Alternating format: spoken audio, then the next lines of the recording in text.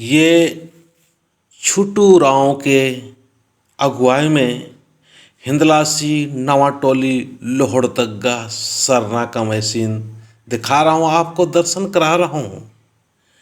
आज हमारे सरना समाज में हर जगह पर सरनामा होते जा रहा है। मैं पूरा आप लोग को दिखाने का प्रयास कर रहा हूँ ताकि आप भी प्रेरित हो और सरनामे आए।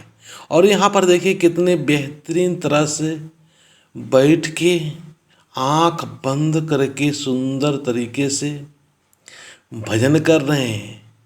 बहुत अच्छा लग रहा है। और आँख बंद करके जब भजन करते हैं तो हमारे अंदर पूरा सरनामा का ही पूरा शरीर में दिव्य तरंग चलना शुरू हो जाता है। तो यहाँ पर हमारे धर्मभान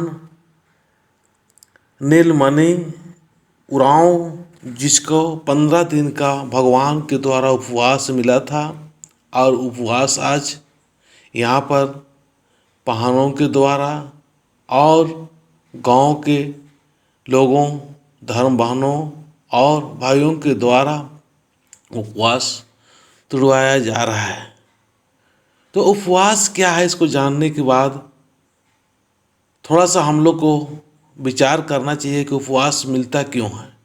उपवास इसलिए मिलता है, सरनामा अपने तरफ आकर्षित करना चाहती है और अपने तरफ लाती है कि आप शुद्ध हो जाएं। आपका जो पुराना विचारधारा है, पुराना खाना पीना है, पुराना आपका रहन सहन है, सब कुछ त्याग दे दो और एक सदा जीवन ऊंच विचार और सुंदर विचार के साथ में, नए विचार के साथ में जीवन व्यतीत करो। तो उपवास यही है।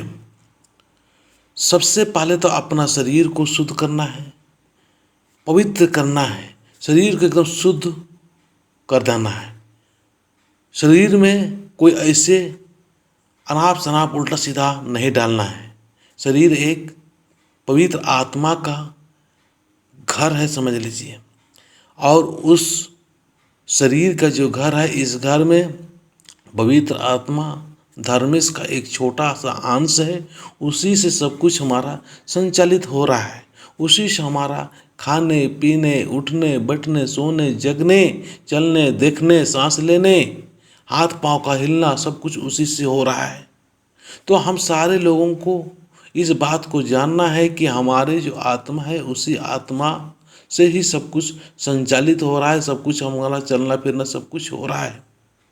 इसीलिए हमें अपना खाना पीना को शुद्ध करना है ताकि हमारा जो आत्मा है वो पवित्र आत्मा रहे, वो भटकता ना रहे। और हमारे जो मन है वो मन भी पवित्र हो, विचार भी पवित्र हो, शुद्ध हो। आज मन पवित्र नहीं होने की वजह से इधर से उधर भटकते रहते हैं। कहीं यहाँ कभी वहाँ, कभी इधर कभी उधर, इस तरह से हम भटकते रहते हैं। आज देखो हम लोग का कितना भटकाव के राह पर है। लेकिन यहाँ पर सरना में आने के बाद में इस प्रकार से जब हम बैठते हैं और बैठ करके भजन करते हैं, विनती करते हैं, तो हमारे अंदर से हम पवित्र होते हैं। अंदर से जब पवित्र होते हैं तो बाहर से भी हमारे अंदर में पवित्रता होगी और हम बाहर से भी पवित्र होंगे। तो जो कुछ भी होता है हम अंदर से ही होता है। उसी के अनुसार हम खाते हैं, पीते हैं, उठते हैं, बैठते हैं, बोलते हैं, चलते हैं, सब उन्हीं के रूप में होता है। इसीलिए सबसे पहले अपना शरीर, मन, विचार, इन्हीं सबको शुद्ध करना चाहिए। चलिए मैं आगे एक सुंदर सा भजन के द्वारा आगे की दिखाता हूँ।